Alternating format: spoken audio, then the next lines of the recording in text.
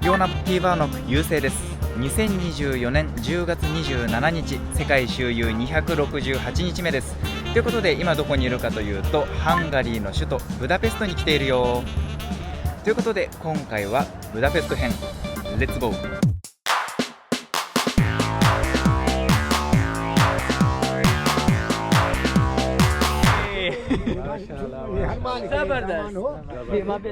時刻は午前1時50分、現在地はスロベニアの首都リュブリアナです。これからハンガリーにバスで向かうので、バスステーションに行きたいと思います。今日は霧が結構すごいですね。気温はそんなに低くない、11度です。ということで午前2時、バスステーションに到着です。今回もチケットはオンラインで予約しましたフリックスバスです。ハンガリーの首都ブダペストまでは1人36ユーロ、日本円で5900円です。出発時間は午前2時15分なので、あと15分あります。プラットフォームわからないのでこれから探したいと思います。フリックスバスは全部同じ場所に停車するようで、とっても乗り場は分かりやすかったです。現在時刻は午前7時55分、正確にはさっきサマータイムが終わったので午前6時55分ですね。無事ブダペストに到着しました。ということで世界周遊第33カ国目、ハンガリー共和国に入国。現在地はハンガリーの首都ブダペストのバスステーションです。ハンガリーの通貨はフォリント、1フォリントは 0.41 円です。それでは予約してあるホテルに荷物を置きに行きたいと思います。現在の気温8度、結構寒いです。ちなみにバスステーションから市内中心地までは地下鉄で行くことができます。ということで今回のホテルフロースペーセスに到着しました。ホテルに荷物を預けたので、これから早速ブダペストの街を散策したいと思います。やっぱり日曜日の朝だと人がとても少ないですね。今日は天気が良くて良かったです。ここブダペストはかつてのブダ、ペスト、そして大ブダ、これら3つが合併して1873年に誕生した町です。町中心地をドナウ川が流れていて、西側の地区をブダ地区、東側をペスト地区と呼んでいます。それではこの橋を渡ってブダ地区に行きたいと思います。ブダ地区はかつてのハンガリー王国の首都です。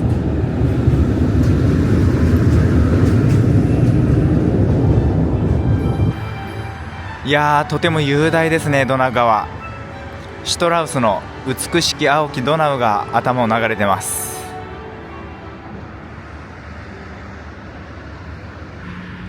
ドナウ川沿いを歩きながら簡単にハンガリーの歴史を紹介したいと思います。紀元前4世紀にはすでにウラル山脈を越えてハンガリーに人が移り住みました。紀元前1世紀にはローマによって侵略、その後ハンガリー王国を建国するもオスマン帝国の支配下に置かれます。その後ハプスブルク家による支配、第一次世界大戦の敗北まではオーストリア・ハンガリー帝国でした。その後はソ連の衛星国としてハンガリー人民共和国が成立。1980年代に民主化が進みました。やっぱり時期的に紅葉がとっても綺麗ですね。ということでまず最初にやってきたのはブダ城です。ブダ城は1242年に完成しました。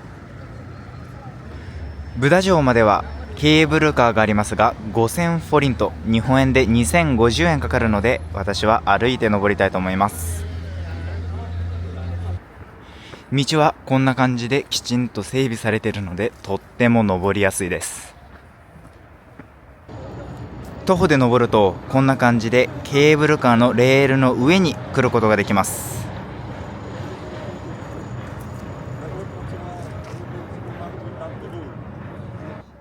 ということで到着しました。こちらがブダ城です。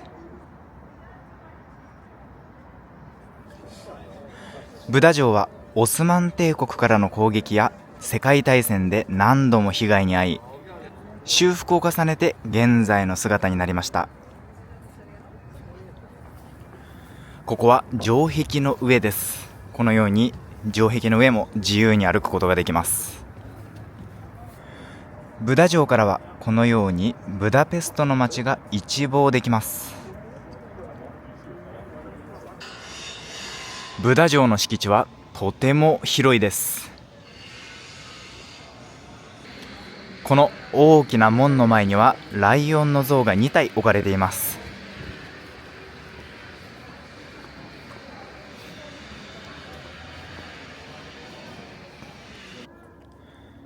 この場所は四方を建物で囲まれた中庭です。歴史を感じる重厚な石造りの建物がとってもかっこいいです。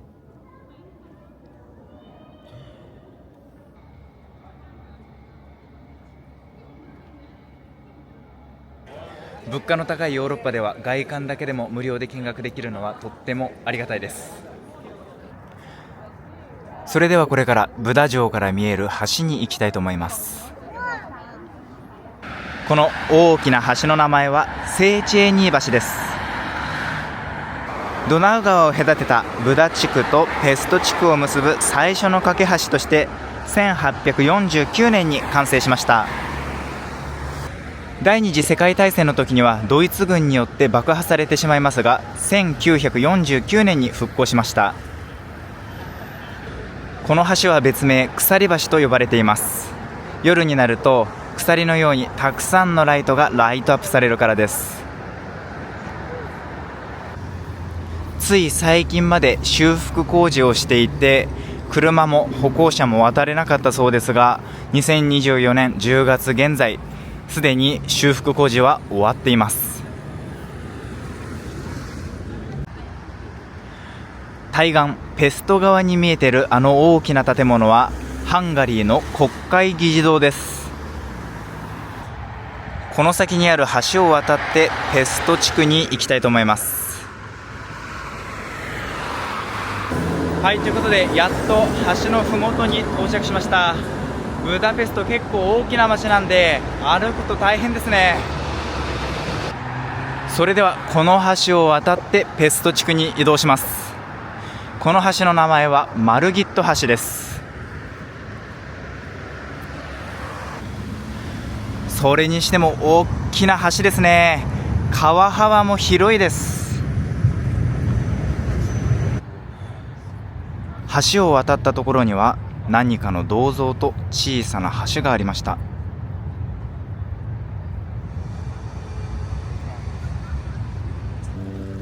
今度はペスト地区のドナウ川沿いを南に向かって歩きたいと思います。はい、国会議事堂前に到着です。すごいなこの建物。国会議事堂とは思えないぐらい豪華です。ただ逆光なんでもうちょっと南まで行きたいと思います。ちなみにこの国会議事堂は17年かけて1902年に完成しました。建築様式はネオゴシック様式です。この国会議事堂内部はお金を払えば見学できますが、今日は残念ながら事前予約をした人のみ入場可能でした。国会議事堂前には何かの銅像があります。どちら様ですか？彼はオーストリア・ハンガリー帝国のハンガリー王国で初代首相を務めたアンドラーシ・ジュラ伯爵だそうです。12時になったのでブダ地区の教会から鐘が鳴っています。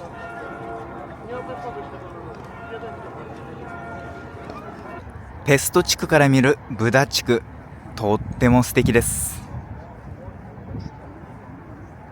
それでは国会議事堂からドナウ川沿いをさらに南に歩いていきます。ペスト地区ドナウ川沿いにはこのように金属製の靴がたくさん置かれています。これらの靴はこの場所で行われたユダヤ人虐殺を表しています。靴の作りがすごくリアルだな。第二次世界大戦時、ハンガリーの政権を握っていたのはナチスを支援する政党でした。約2000人のユダヤ人がこの場所で射殺され、ドナウ川に捨てられました。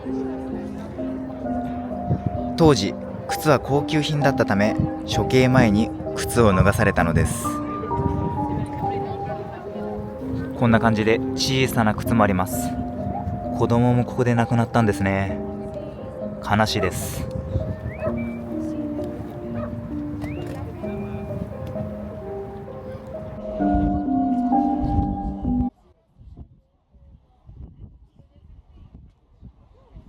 それではそろそろドナウ川を離れてペスト地区を散策したいと思います。この辺りも石造りのとても古い建物がたくさんあります。今はペスト地区をドナウ川から離れるように東の方へ歩いています。ペスト地区はブダ地区と比べると比較的新しい建物が多い気がします。だいぶ大きな通りに出ました。この辺の建物とかハンガリーが共産主義時代に建設されたものじゃないでしょうか。朝は気温が8度でしたが、今は20度あって結構暖かいです。この辺もなかなかすごい街並みですね。地震が少ないからこういう石造りの建物を建てられるんですね。この大きな建物はハンガリーの国立歌劇場です。ハンガリー王国フランツ・ヨーセフの命令で1884年に建設されました。建物の装飾、彫刻がとっても美しいです。それでは少しだけ中に入りたいと思います。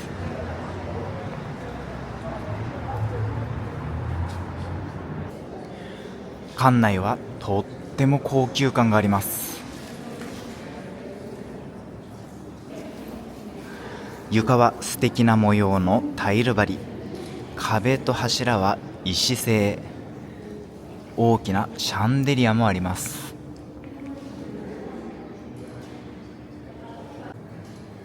天井にはこれまた美しい絵が描かれています。これ以上先に立ち入ることはできませんが、階段もとっても素敵な作りです。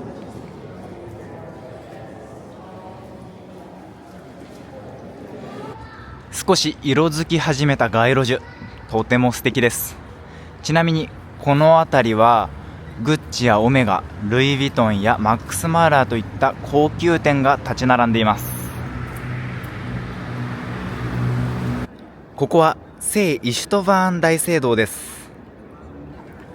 この大聖堂は1905年に完成しました。大聖堂の周りの建物もすごくおしゃれな建物が多いんだけど、こっち側どうした？なんか東京みたいですね。この大聖堂にはハンガリー王国初代国王であるイシュトヴァーンの右手のミイラが安置されています。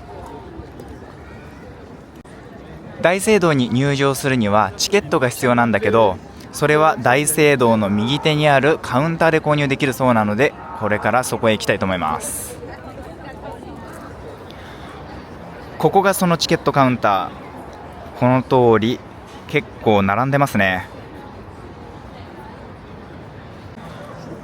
ちなみにチケットの金額はこんな感じ。大人1人教会だけなら2300フォリント、日本円で940円です。それではチケットを購入したので中に入ります。ちなみに教会の塔の上にも登れるらしいですが、それは別料金です。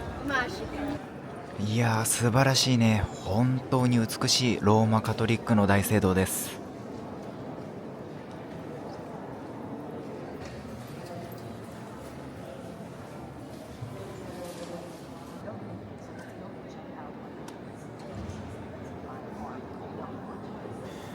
ちゃんとパイプオルガンもあります。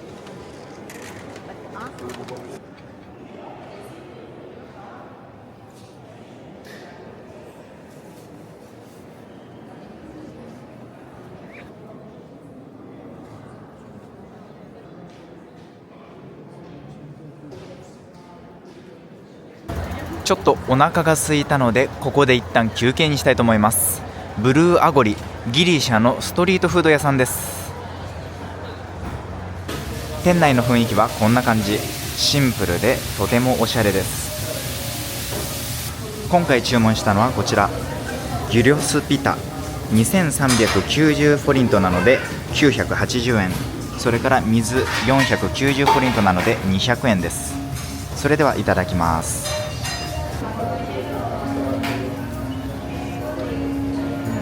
中には大量のチキンとポテト、玉ねぎが入っていて、ソースはヨーグルトです。美味しい。まだ午後2時半ですが、すでに夕方みたいな、夕暮れみたいな、そんな感じの雰囲気があります。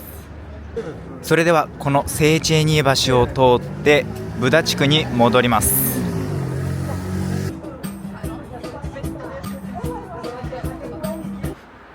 はい、ブダ地区に戻ってきました。この辺りはもう日陰になっちゃってますね。ということでやってきたのは王宮の丘です。王宮の丘は丘全体が世界遺産に登録されています。それでは早速中に入りたいと思います。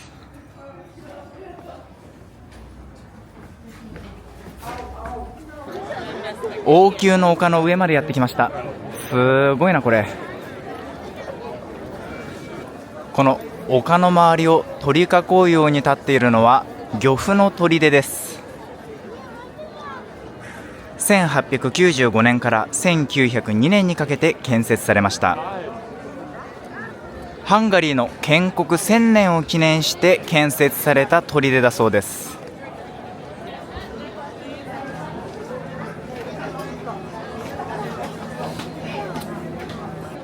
なるほど、この砦からはペスト地区の町が一望できます。王宮の丘にあるこの建物はマーチャーシュ教会です。教会の入場チケットはこのカウンターで購入できます。1人2900フォリント、日本円で1190円です。マーチャーシュ教会は13世紀に建設されたカトリック教会。屋根がとても特徴的ですね。オスマン帝国に占領された時、一度モスクになりましたが、1686年にカトリック教会に復元されました。教会前ではアコーディオンを弾いてるおじさんがいます。とても絵になりますね。素敵です。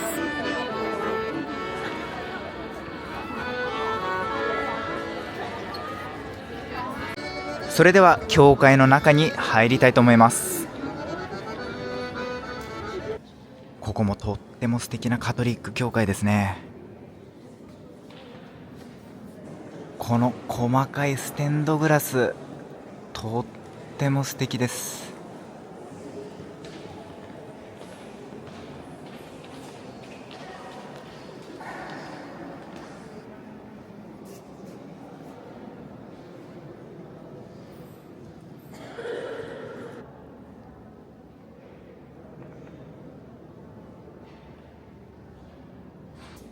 壁画もとても美しいです。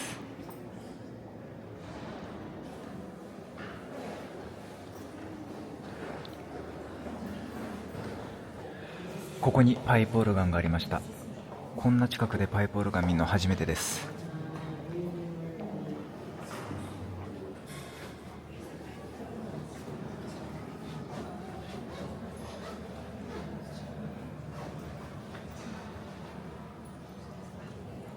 教会の上は博物館になっています。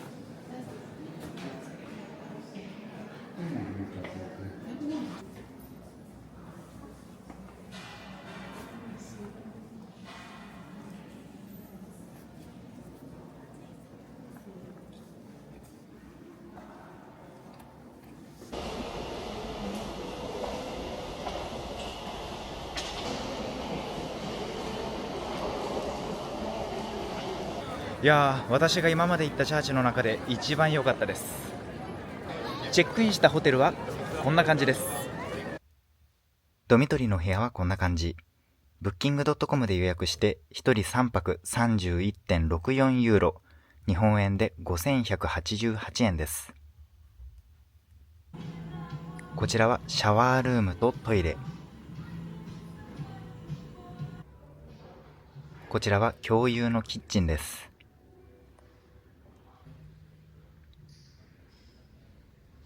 明日は朝から仕事があるので今日はここまで。おやすみなさい。2024年10月28日世界周遊269日目です。ということで仕事が終わったので今日もブダペストの街を散策したいと思います。現在の時刻は午後3時15分。宿泊している場所の隣の建物がブダペスト中央市場なので今日はそこに行きたいと思います。ということでここがブダペスト中央市場です。この市場は1897年にオープンしました。実は昨日行こうと思ったんだけど日曜日はお休みでした。ということで中に入りたいと思います。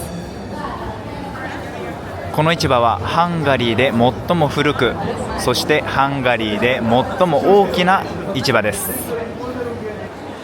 すごいな、この市場。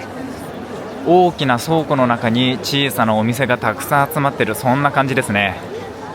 一応地元の人たちも買い物してますが、それ以上に観光客が多い。市場らしくこのようにお肉屋さんや色とりどりの野菜を売っているお店があります。でもそれ以上に観光客向けのお土産がたくさん売られています。ハンガリーはパプリカパウダーが有名なんだけど、こんな感じでお土産用に可愛いパッケージのパプリカパウダーがたくさん売られています。このお店もパプリカパウダーをたくさん売ってます。さっきとパッケージがまたちょっと違ってとても可愛いです。市場の1階にもさっきみたいなお土産屋さんがありましたが、やっぱり野菜とか肉屋さんメインですね。2階があるのでこれから2階に行きたいと思います。2階はね、これほとんどお土産屋さんです。結構可愛らしい雑貨もありますよ。こんな感じで2階にはフードコートもあって結構お店たくさんあります。ハンガリー料理ですね。上から見たブダペスト中央市場。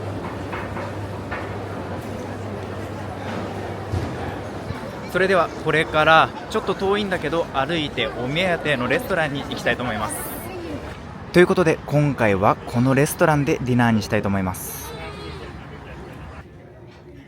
店内の雰囲気はこんな感じです。ちなみにこのレストラン Google マップの評価が11,887件のうち 4.6 なのでとっても高いです。ドリンクはペプシを注文。590フォリントなので日本円で241円です。ということでお目当ての料理が来ました。ハンガリーはフォアグラの生産量が多く安いことで有名なので今回はフォアグラ料理を注文。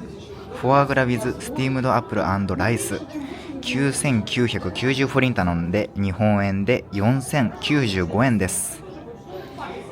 パンは無料。それではいただきます。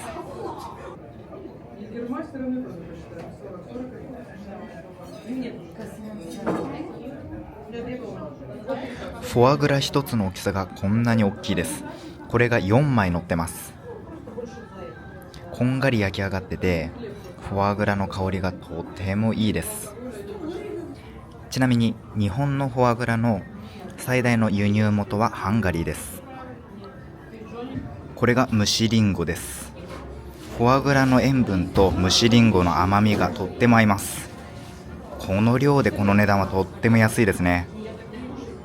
いやー、今日のディナーはとっても贅沢でした。美味しかったです。ちなみにこのお店はかなり人気店で、私は運よく予約席で取ってたところを予約してなかったけど通してくれたんですけど、予約しないと基本的に入れないです。それではこれから世界一美しいと言われているブダペストの夜景を見に行きたいと思います。ドナウ川の近くまではこの地下鉄を利用したいと思います。ちなみにこの地下鉄、ヨーロッパで最も古い地下鉄として世界遺産に登録されているそうです。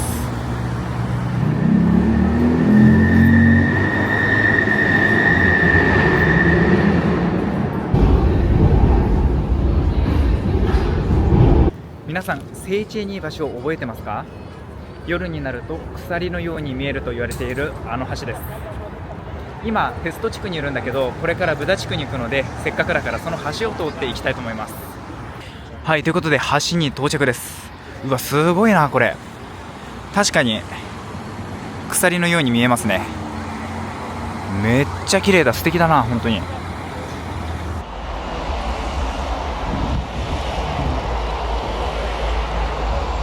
それではこのセイチェーニー橋、通称鎖橋を渡っていきます。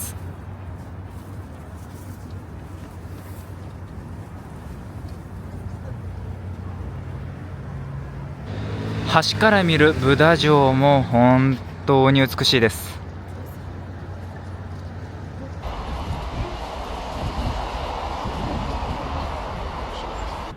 それじゃあこの橋を上から眺めるためにこのブダ城に行きたいと思います。はい、ということでブダ城に到着しました。お城がライトアップされててとっても綺麗だけど、私が見たいのはブダ城から見るドナウ川と橋。はい、じゃあまずはライトアップされているブダ城から。じゃじゃん、すごい。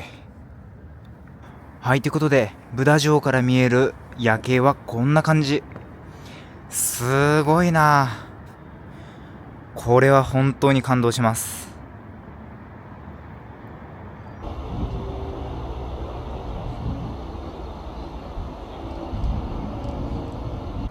もう一箇所、漁夫の砦からの夜景もとっても綺麗らしいので、これからそこまで歩きたいと思います。はい、ということで王宮の丘に到着です。うわ、すごいな、なんて教会か忘れちゃったけど、王宮の丘にあるこの教会もめっちゃ綺麗。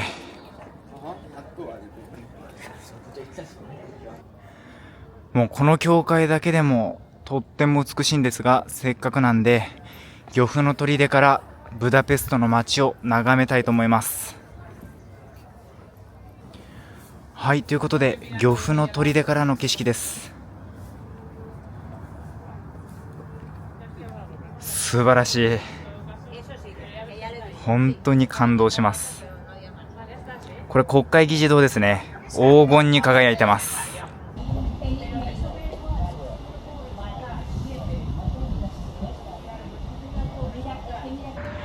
このセイチェーニー橋、ブダ地区側から見るのもやっぱり素敵ですね。それではドナウ川沿いを歩きます。続きはまた明日、仕事の後ブダペストを散策したいと思います。おやすみなさい。2024年10月29日世界周遊270日目です。今日も仕事が終わったので、これからブダペストを散策したいと思います。今日はどこに行くかというと、私が大好きなピアニストであり作曲家フランツ・リストの記念博物館に行きたいと思います。リストは1811年にオーストリア帝国のハンガリー王国で生まれました。晩年はここブダペストで音楽教育に力を入れ、実際王立音楽院の初代総長を務めました。リストといったらあの名曲ラ・カンパネッラ、愛の夢、そしてハンガリー教師曲などがあります。ということで早速フランツ・リスト記念博物館に行きたいと思います。ということで到着しました。ここがフランツ・リスト記念博物館です。この建物はもともと音楽アカデミーのために建設されました。リストが1881年から5年間住んだ2階の居住部分が現在博物館になっています。通りに面したこの壁にはリストの横顔の彫刻があります。このアカデミーではバルトークやコダーイも学んだそうです。それでは早速博物館内を見学したいと思います。入場料は3000フォリント、日本円で1230円です。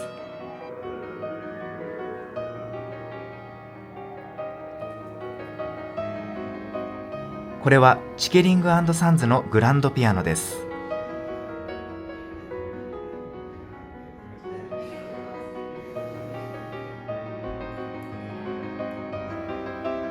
これらはリストがよく使っていたベーゼンドルファーとチケリング製のピアノですね。これはフランスのバッハマンが贈ったピアノです。このように机にも鍵盤がついていて、ここで作曲が可能です。この机はベーゼンドルファーがリストに贈ったものだそうです。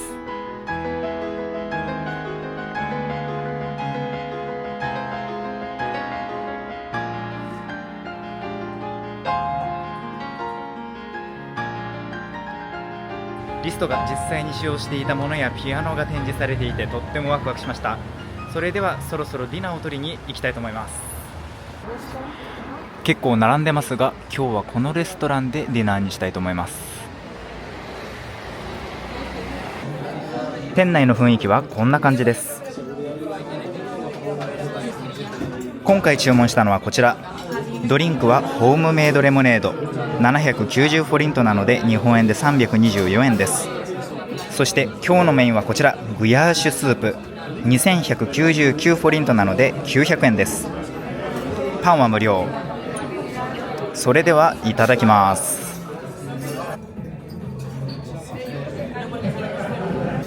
グヤーシュスープは牛飼いたちが外の大鍋で料理したスープが由来のハンガリー料理です。スープの中には大量の牛肉、人参、玉ねぎ、じゃがいもが入っています。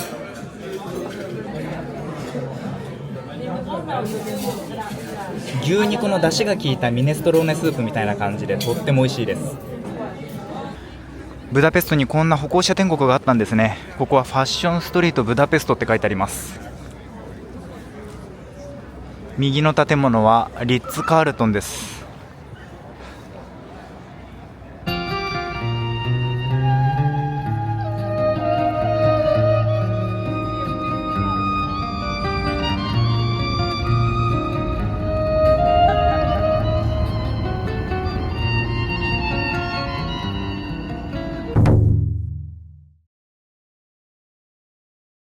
ということで今回の動画ではハンガリーの首都ブダペストの様子をお伝えしました。魅力的な場所がたくさんあるいい街でした。特に夜景が素敵でしたね。それでは今回の動画これで終わりにしたいと思います。ぜひチャンネル登録、いいね、コメントよろしくお願いします。ではまた次回の動画でお会いしましょう。バイバイ。